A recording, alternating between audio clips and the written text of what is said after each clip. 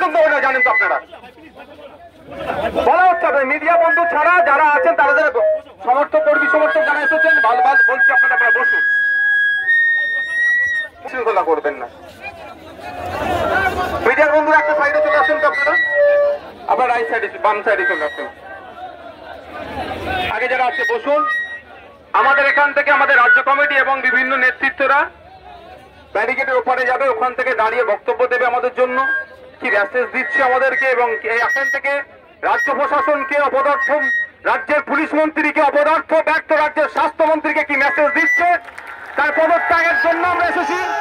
আমরা চাইব আজকে তিনি পদত্যাগ করুন তার পুলিশ মন্ত্রী থেকে এবং স্বাস্থ্যমন্ত্রী থেকে, অন্যথায় আগামী দিনে কিন্তু তাকে হয়তো মুখ্যমন্ত্রীর পদ থেকে পদত্যাগ করতে বাধ্য হবে।